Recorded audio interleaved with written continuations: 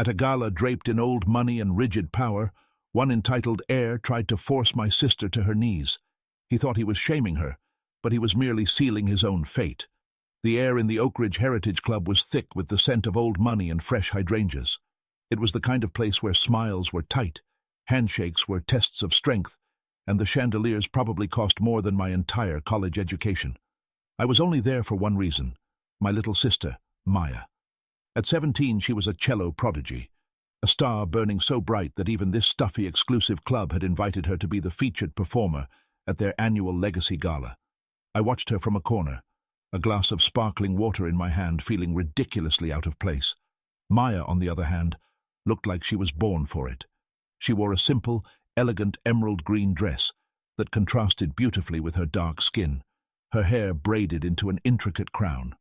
She wasn't schmoozing or trying to fit in. She was just observing, her intelligent eyes taking in the spectacle with a quiet confidence that I'd always admired. The trouble started, as it often does, with a little spilled wine. A young man, who looked like his name was probably Chad or Trip, and whose jaw was perpetually clenched, was holding court near the grand staircase.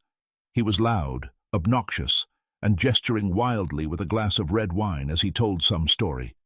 Maya was making her way towards the stage area, carefully navigating the crowd with her cello case, when he took a sudden step backward without looking. He stumbled right into her.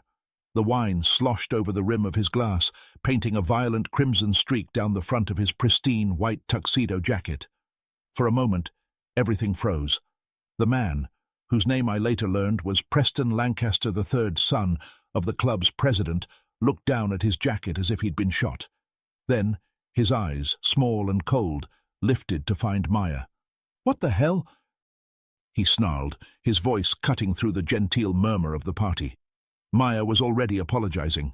"Oh my gosh, I am so sorry. You stepped back and I didn't—" "You didn't," he interrupted, his face twisting into a mask of pure entitlement. He took a deliberate step towards her, puffing out his chest. "Look what you did.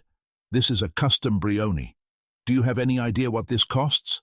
Of course you don't." The circle of conversation around them went silent. People weren't intervening.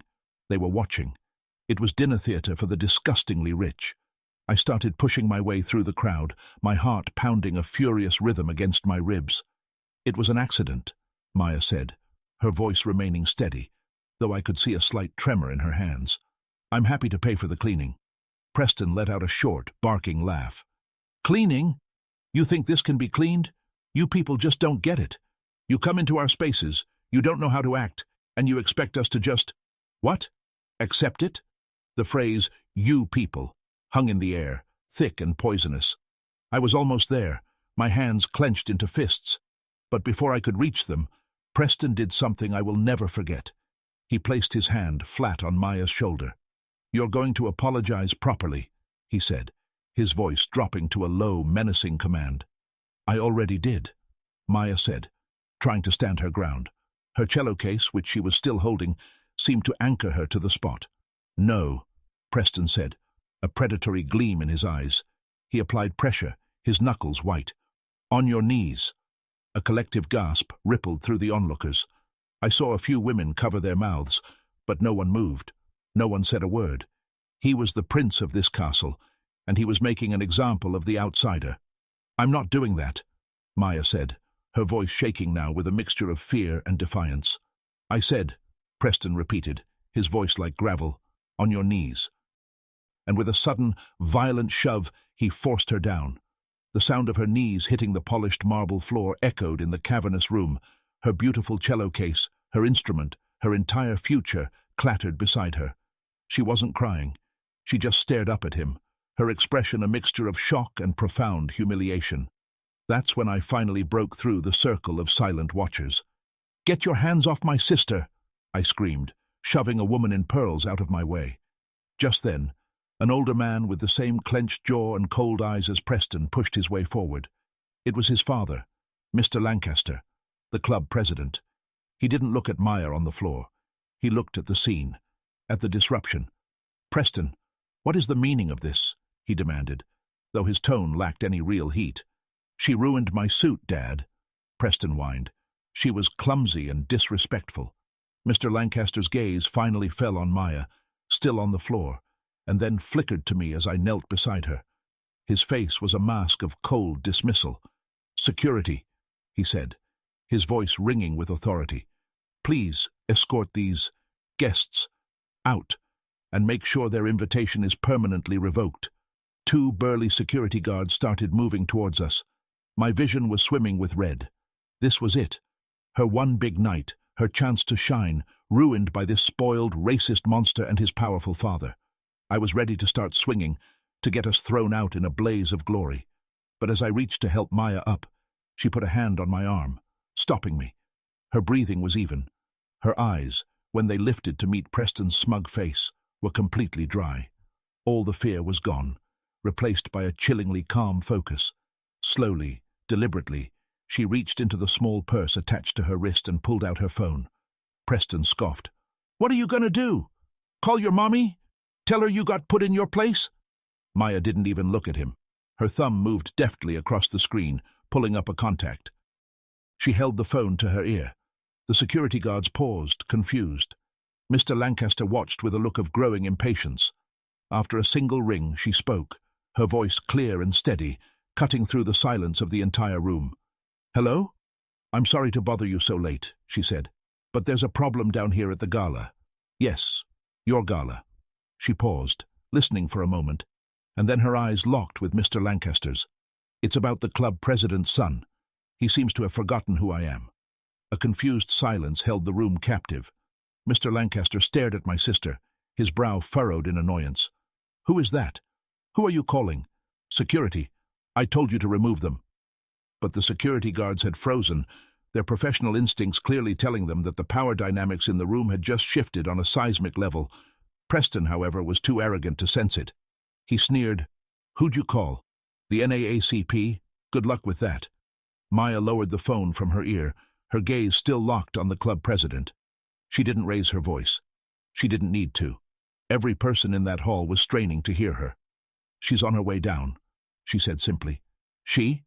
Mr. Lancaster repeated, his impatience fraying. "Who is she?" And then, from the top of the grand staircase, a voice descended. It wasn't loud, but it carried a weight that silenced every whisper, every clinking glass. She would be me, Robert. The crowd parted like the Red Sea. Standing there was an older woman, impossibly elegant in a dark Chanel suit, her silver hair styled in a chic bob. She looked like she was carved from marble and moonlight. Her eyes, a startlingly bright blue, swept over the scene, first taking in Maya on the floor, then me beside her, before finally landing on Robert Lancaster. I didn't know who she was, but every other person in that room seemed to shrink in her presence. Mr. Lancaster's face went from ruddy anger to a ghastly, bloodless white. "Mrs.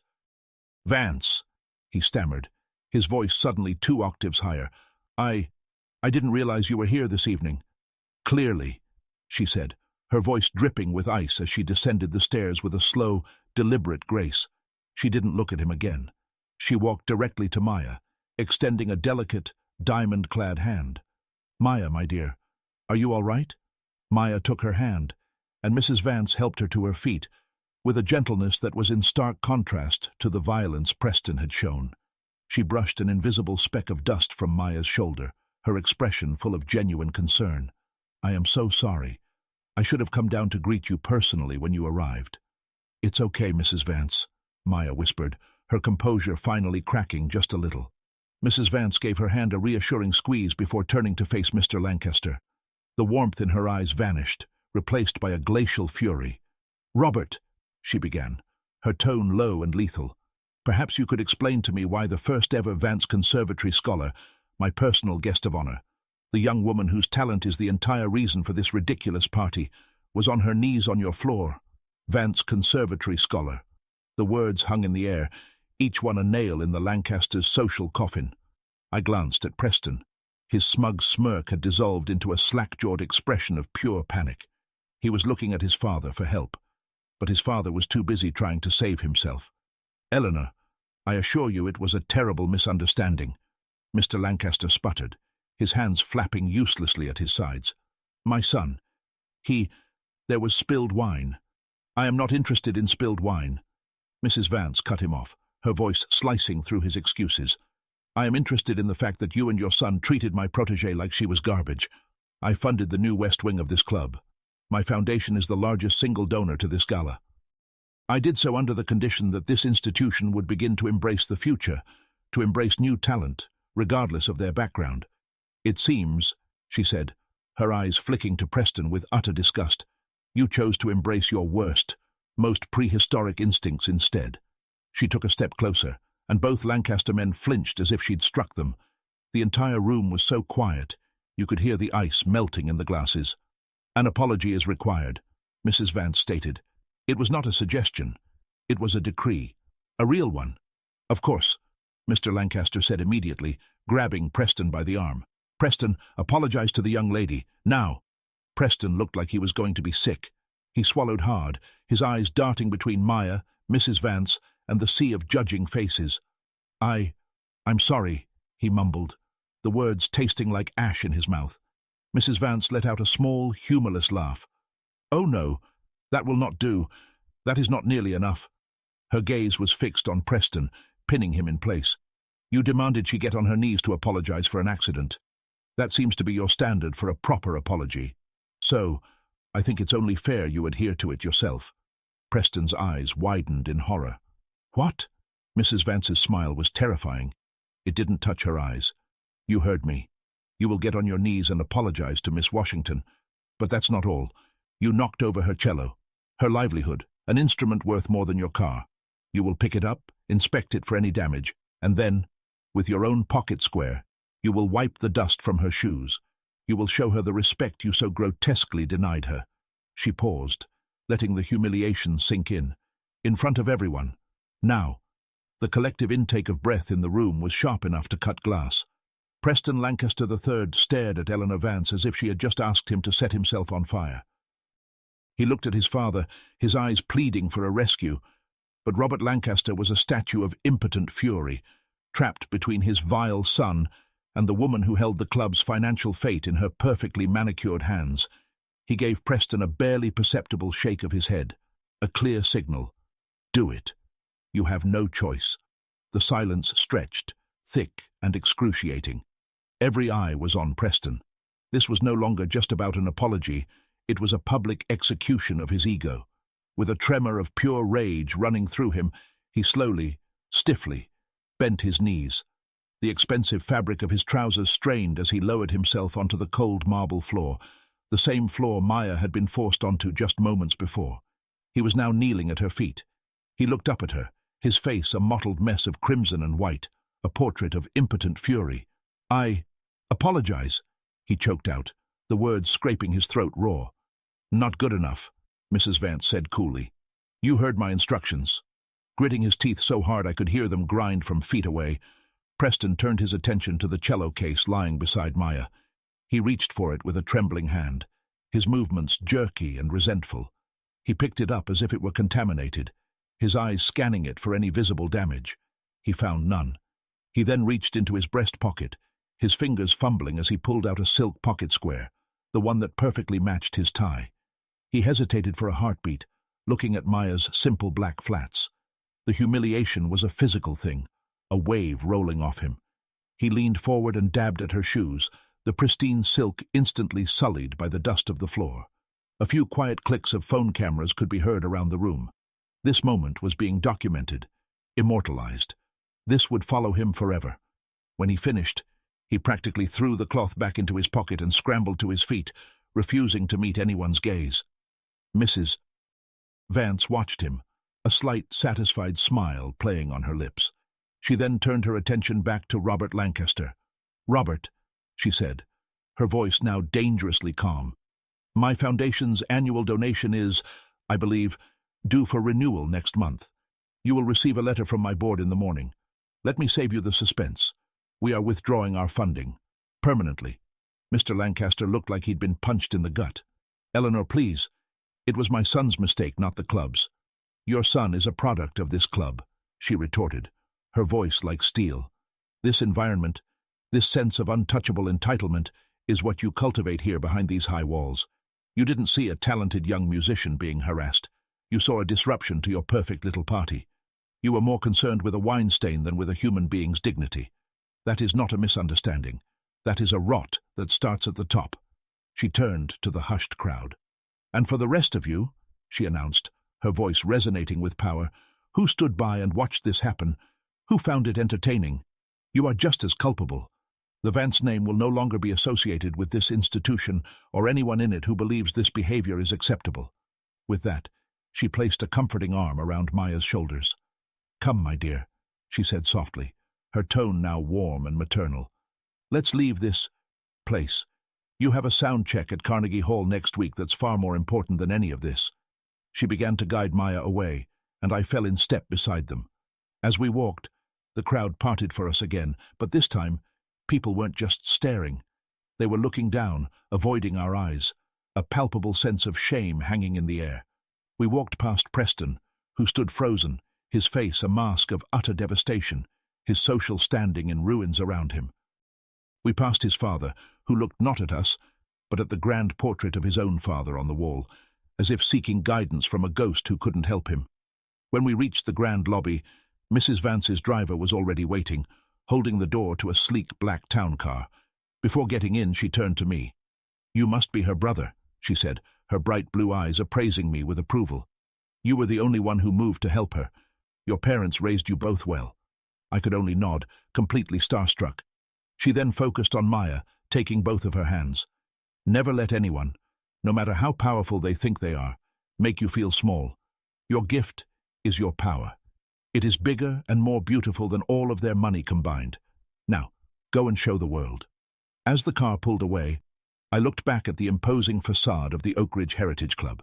The party was over. The lights seemed dimmer, the whole building suddenly looking like a relic, a tomb of a bygone era.